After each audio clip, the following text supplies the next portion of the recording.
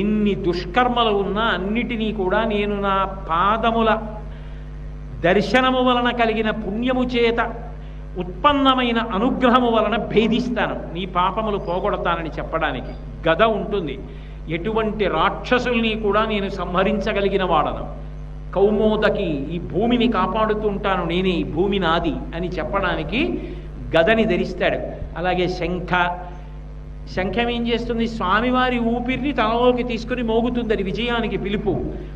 ఈ మైకు నా ముందు ఎలా కూర్చుందో అలా ఆయన ముందు నేను కూర్చుంటే నాలో ఆయనే కూర్చుని నా చేత పలికించి నన్ను ధన్యుణ్ణి చేస్తూ ఉంటాడు. నా చేతి శంఖము నా ఊపిరి చేత మోగినట్టు నా అనుగ్రహము కలిగిన నాడు నా వాక్కులు నీ నుండి బయటికి వచ్చి నా శంఖమవుతావు నువ్వు.